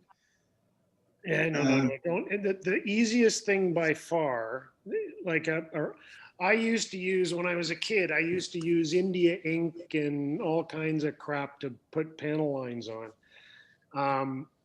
Tamiya has come out with bottles of panel. It's called panel line ink, and it comes in 3 or 4 different colors. It is a godsend. It's like taken me from I'm never doing another panel line again in my life to I have no problems doing panel lines. So if you Google on YouTube, if you look on YouTube, there's all kinds of short videos on how to use it and how to clean it, and it's so easy. I'm sure even you could do it. Oh, but like you said, if it's doing it in blue and yellow, I'll be all right. Well, it looks great. You do need to make sure that the panel lines on the body are fairly clean and nice. Otherwise, it won't work well. But look at a YouTube video of the stuff. It's like a miracle of science. It's unbelievable stuff. Thanks for that. Tomato all the way. Yeah. I think I'll start doing it on some of mine now because it's just lost. It makes the stuff pop out, doesn't it? Yeah. Yeah. Did I hear Kev making noises? No, I guess not. Say hi, Kev. No, we're not hearing anything. I thought I heard something from him a minute ago. All right, well, we'll come back to Kev. Anybody else got anything? You can always send a chat message. Yeah, that's good. If you want to say something, Kev, go ahead and pop it in. Oh, there we go. My mic is poxed again. He can hear us though. So I guess, Chris, if you want to talk to Kev, I guess you wanted to talk to him after the recording. That's fine too. Well, yes, we were on one of the forums. We were sort of sending messages back to each another, and he asked me a couple of questions. And I said, my poor two typing fingers are not going to get through this. Like it's going to take me months to give you the right answer. So he said he was going to be on the Zoom call today. So I said, great, I can give you the answers to your questions. Yeah. Okay. So yes, I need to talk to you and ask you questions first. Okay. All right. Well, we'll let you guys spend all the time you need after the recording's done, and hopefully maybe we can get an update on that next week. Does anybody else have anything they want to show and tell or ask about, talk about? I'll dig into my topics. What did I hear? Myself? Did I hear myself just now? Okay. Here's one that probably shouldn't take very long. Suspension guides. When to use, why, and how would you set them up? Anybody use suspension guides? I'm assuming suspension guides meaning pretty much any guide that comes away from the chassis, sprung or drop arm, or in any way detached from the chassis and therefore can suspend. Why would you use them? I'm gonna step out of my comfort zone and suggest that maybe they're primarily used on bumpy tracks, such as sectional tracks of various kinds and raid and rally tracks of various kinds. Yeah, Kev's got a big old drop arm, ISO fulcrum looking drop arm thing. Yeah, that's like is that an SCX raid or an Inco raid or SCX raid? It's an SCX one, Greg, yeah. Yeah. As you said, Greg, they're predominantly designed by the Spanish for slot rally. Raid tracks, bumpy Ninco, scale electric, classic, SCX, that type of stuff. Best one was the Ninco one, I think. Scale auto one's not too bad. But the standard Sotit CH85, you can adjust the length, you can get a small spring under it. Scale auto, Sotin Plus, they all do spring guides. Wood track, you don't really need it. Just take the wobble out a little bit. As I say, you're correct. It's for the bumpier routed, non-routed sort of type of tracks. Does anybody here do any raiding? Kev, maybe you're the only one who does raids. Which one is that? Is that a Hummer? No, it's not a Hummer. Oh, that's an Inco for sure. No, it's a scale electric Toyota. I thought I saw a different motor. What kind of motor? What kind of chassis you got under there? That's an Inco motor. An Inco chassis. Inco chassis. No? Yeah, just with a drop arm on the front. I think we just turned this into a game show.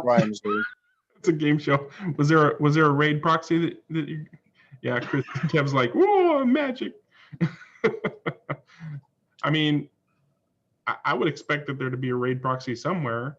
Is anybody doing any kind of raid or rally proxies? Not road rally proxies, obviously, but not the most popular classes, Greg. When we've done the slot rallies, we do sort of allow them, obviously subject to them being able to get around the stage. Obviously, the only problem on the stage is an overpass. You know, being able to go underneath it. Very few There is people. There is the beginnings of an extreme slot racing proxy event on Slot Racer. A chap called Graham Edwards is trying to organise that. Probably run later this year. And it's intended for raid type cars and trucks, which is what Kev is showing us there. That's going to be his entry, I think. I remember seeing some pretty impressive rally tracks. I saw a really impressive routed rally track that had some pretty extreme grades. That it was going up a hill and everything, and then coming back down and going through a farm and stuff. Do you remember which one I'm talking about? I think it was in the UK somewhere, but it wasn't being used as a proxy event. It was being used as a gathering event of some sort that they had in the UK. I'm sure you know which one I'm talking about if I had a better description of it. There's a club. It's called club in South Wales. Sorry. Yeah. Go ahead, John. So Greg's talking about Hill Farm. It was built by a chap in down south. Dave, someone I think. Dave Lord. Dave Lord. Could have been. It was definitely a Dave. Anyway, he's down south. Done a really nice job of it. We bought it at Rockingham. It's like just a stage that we got in the room. We don't use it as often as we'd like to. Well, as I would like to, but the trouble is, it's right beside the driver's rostrum. So when you race on the scale track, there's not enough room to race on the Hill Farm at the same time. So it sort of gets an annual thing at Christmas when you have a sort of open evening in between Christmas and New Year. That's been well attended over the years. I think the second time we did it, we got 40 odd people turn up, from, friends through Facebook, come along, it's free, just turn up, there's cake and there'll be, some soft drinks, etc. Just turn up, have a go, obviously we're all trying to get more club members and get more people interested. What are you showing off, Alan? Oh, sorry, yeah, I showed you that 3D chassis earlier. This is the SRT chassis. You already stripped it down? While I was offline, and I was just munching on some corn chips, I put that 3D chassis in. That's awesome. And as you do. It looks pretty good. And I think the only thing that I'd say about it is that the rear wheels are too close to the wheel arch, so I need to jack the back of the body up, and I'll mention that to Mark to say that somehow, we need to make the body post pieces here a little deeper so that they raise the body up. But apart from that, I can do that with washers. I think this has the markings now of a potentially a lap record kind of car. Let's see. Can anybody hear me now? SRC, Alan, but I've never been sort of overly keen on the chassis. I've had a go down at NASCAR. I think Abbo or Martin Dixon's let me have a go, and I thought, it's all right. But I looked at the chassis and I thought that's not going to work very well. They seem to go okay. Is that Mr. Long you want about, Mark? Yes. Yeah. As I say, if he's going to do another one, I'll certainly have one to have a play with. Also, I've been looking at an SRC Capri for a sort of a 70s sort of rally type car. But obviously not that chassis. I thought, well, obviously Oliver or someone else would do one online. But, I'd certainly like to have a go one of Mark's, Yeah, well, I'll mention it. I mean, there is interest already. I don't know whether he's really going to be interested in producing them commercially, but we'll see. Offer him some cake. Offer him some cake. He'll do it. Yeah, just stick it on Thingiverse, and then the kitchen is closed at the club. We're not allowed in the kitchen because of COVID restrictions, right? So we can turn up to the club, but we all have to wear masks and we all have to social distance, and we can't make tea and coffee. So we have to make sure we take our beer into the church hall, and then we're okay. I love how you put that together while the rest of us were chatting about other things. You went, you know what? I'll go ahead and put this together. I was listening. As you do. What were you going to say, John? I was just going to go back to, you're talking about sprung guides. Obviously, NSR do a spring guide, pretty good. And the drop arms, obviously, most people I know that race them in the UK run them screwed up.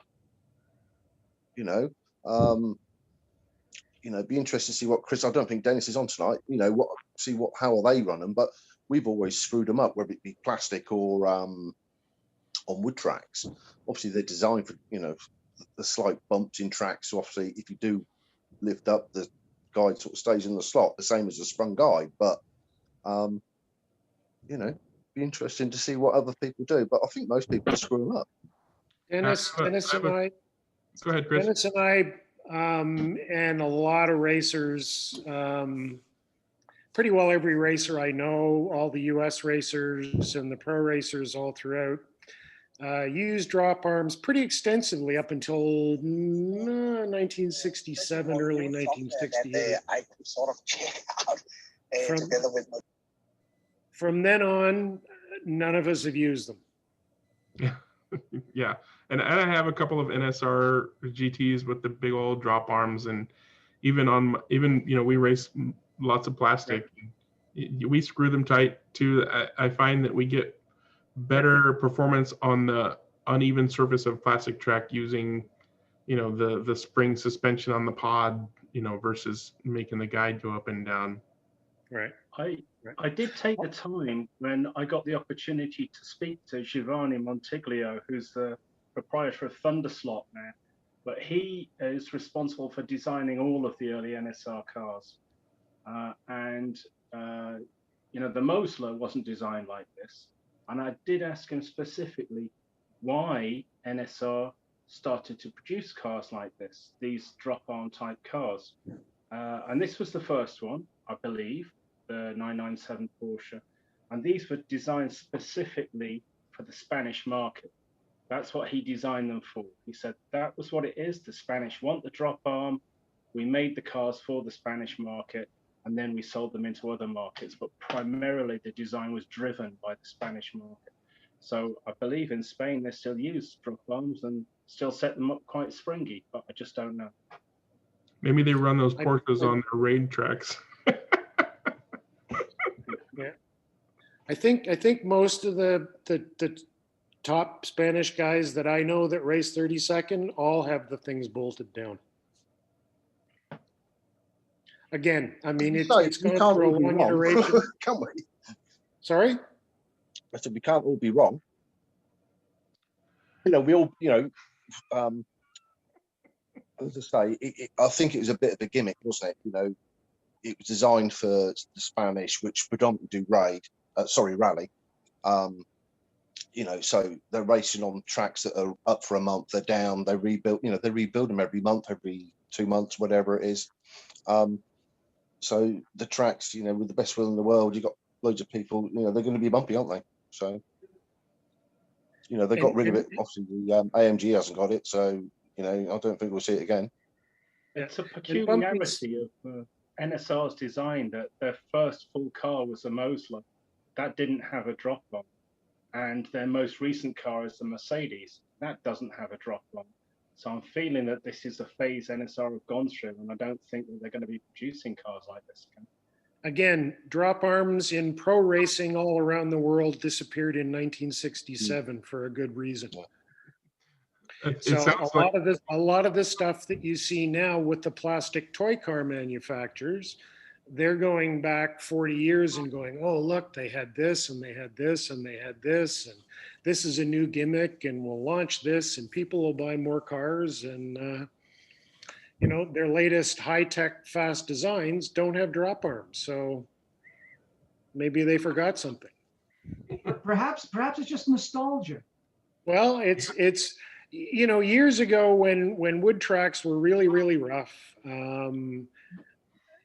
you saw a lot of them around. Very early on, guys were taping up drop arms and freezing the drop arms with screws. Now you've got the whole weight of the car holding the guide into the slot. If you have a drop arm, you're eliminating half of the way to the car to hold the guide into the slot. Yeah, but there are things though you've got to say that are down to fashion and taste and how things look. And the way you can look at that is, you know, every pair of jeans I've ever owned had a pocket watch pocket. I've never owned a pocket watch. Who owns a pocket watch? Yeah, you go and buy jeans, they still have a pocket watch pocket.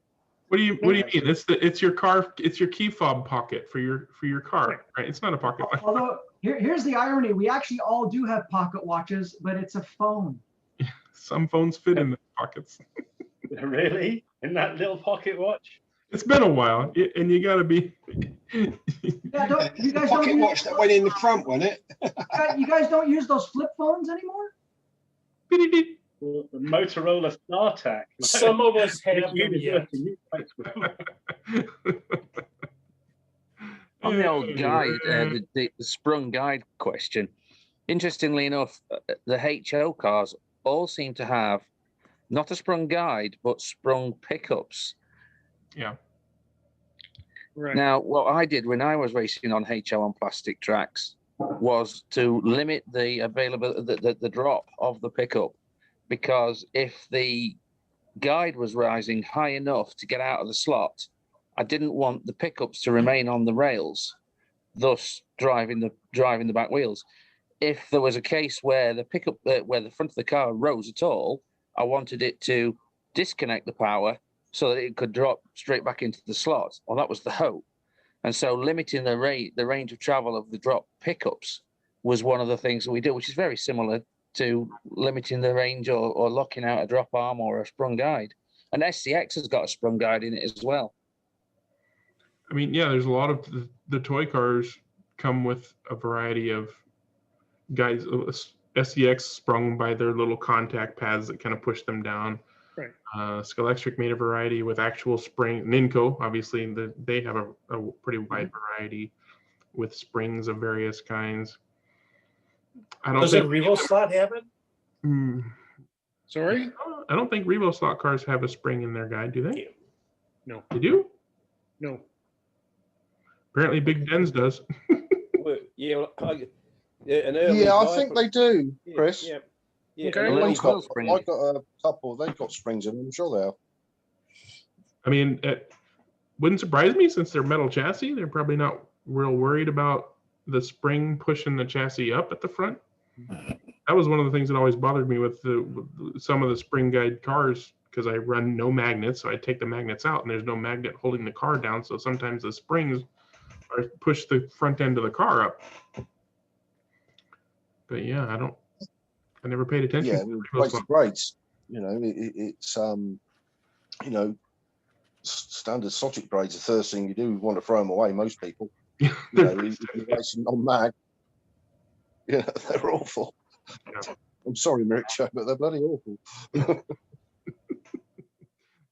they're for wear and tear. There you go. They're hard wearing. Well, they're more for wing cars, aren't they? You know, they're not that bad. They're not nearly that bad, but they're stiff for 132nd cars. That's for sure. Kev's showing us a springy guide there. Okay, let me spotlight Kev there. Oh, that's a Revo, yeah. Yeah. Yeah. Yeah. That's quite a bit of travel there. A couple mil, yeah. Wow. Yeah, it's good 2 or 3 mil. Mine's going to show us the There's parts now. spring. Yep. Extra spring, huh? Or does it use 2 springs on the same? Well, now we know Revos do them, but I guess the question is why? Is it necessary? Basically, if your car lifts up, the guide's going to stay 2-3 mil back in the slot, so hopefully it will stop the D slot and you can carry on. That's the theory. It's going to take a whole lot of traction to get Revo to wheel it up. That's another theory. It could be beneficial under braking. It could retain braking instead of losing it. Aren't you going to dive in when you're braking though? Well, yes, we know that the weight momentum is going to move forward under braking, and that should keep the nose down anyway. But I'm just thinking about what it could potentially do. it could help perhaps on a standing start with the with the launch. I don't know. If you're going to wheel, you're going to take a whole lot of traction for those. But I don't think there's a lot of case for them because most good cars have not got them. Yeah, I think on a couple of mine I actually took the spring out. There you go. The Revo slots have a solid front axle though, so they want the guide to move up and down, I think. Yeah, well, the front axle and the guide are on separate mounting plates too, aren't they? They've got the shaker in between, so there's also a disconnect there. Or they might have done it so that it was. They're predominantly for the, as Greg was saying, the Raid, or the old classic SCX classic electric type track, Ninco. It's just for those bumpy sections. You get a standard scale electric car, take the magnet out, stick it on a piece of Ninco or Ninco Raid, and then a Subaru Impreza, and then do the same with the Ninco. The Ninco is going to do twice as many laps, isn't it?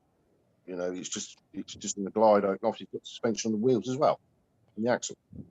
I think it's down to some marketing guy.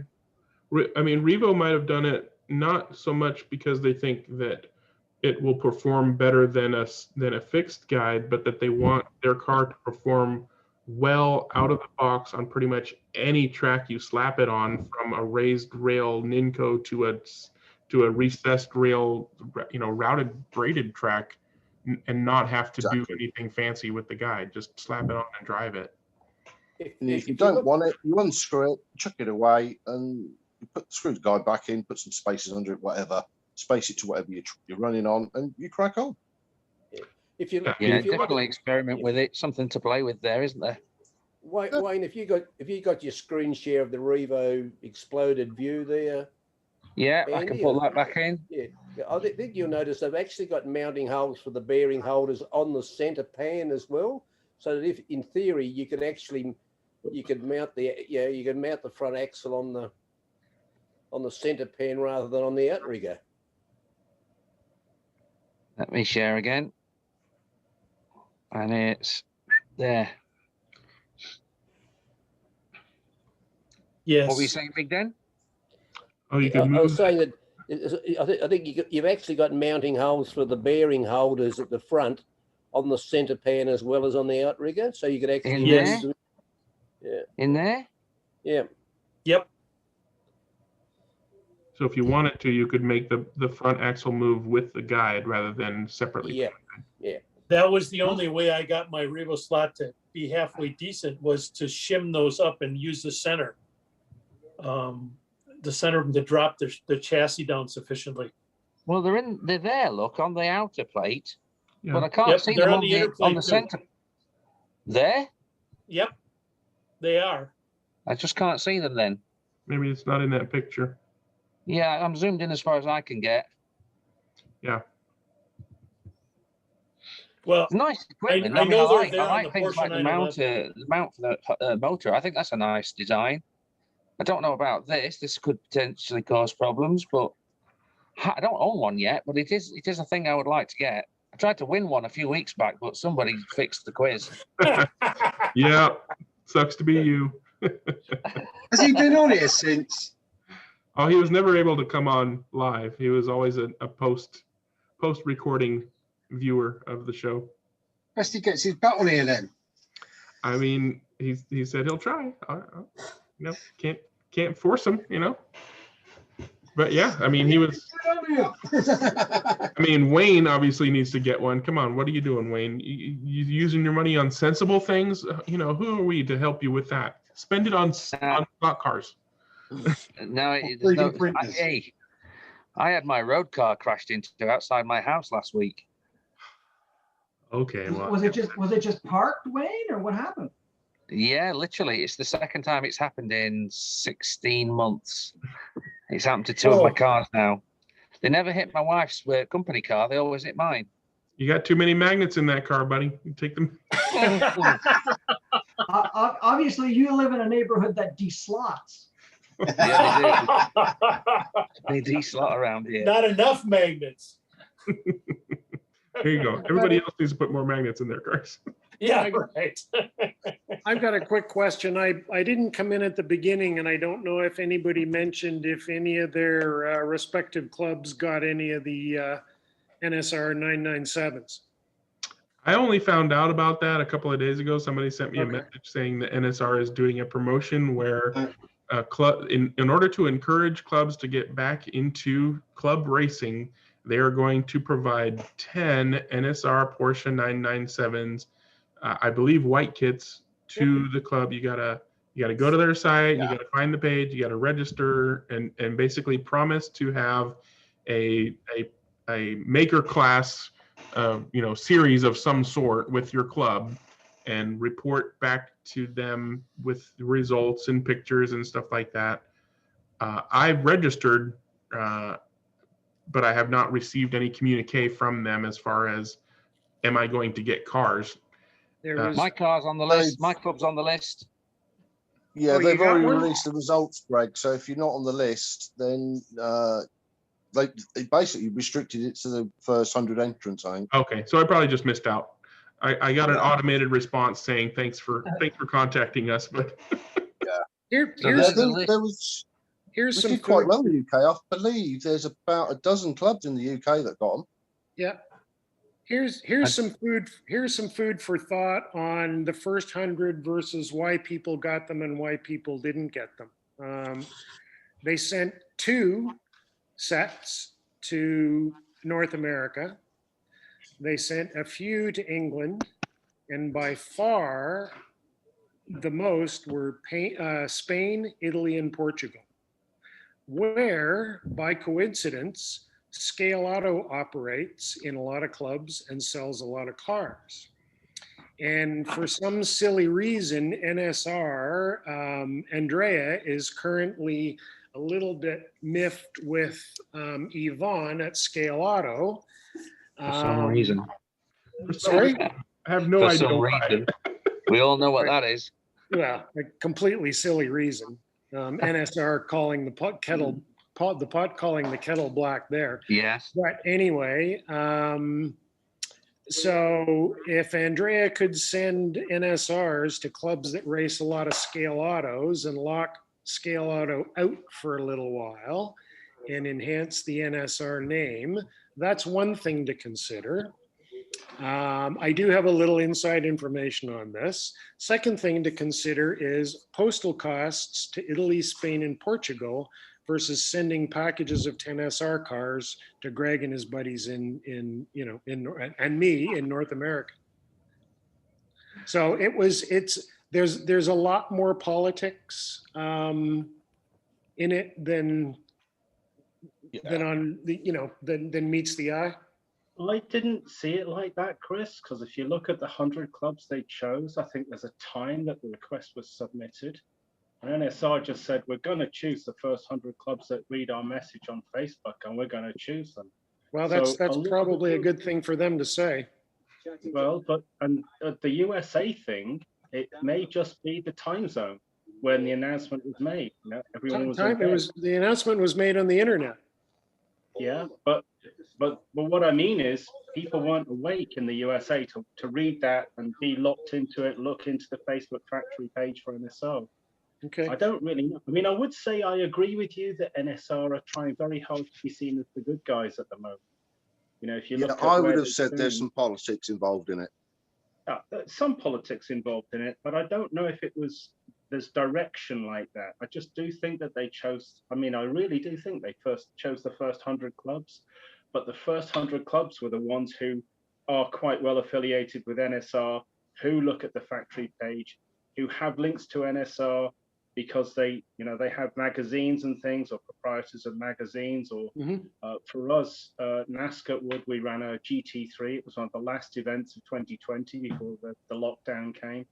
So we have quite a good working relationship with NSR. But I do honestly think they chose the first 100, but maybe the circumstances of the timing of the announcement had something to do with why not many made it to the USA. So there's no potential FIFA scandal here then, or? All I'm gonna say is that level of organization, FIFA. when I first found out about this, that they sent me a link saying, "Hey, did you do this?" I'm like, "Okay, I'll go do that." At no point did I believe that I was actually going to. I certainly did not count on getting cars from NSR for free just to have some races. So basically, North America got red carded, right? That's it. We're out.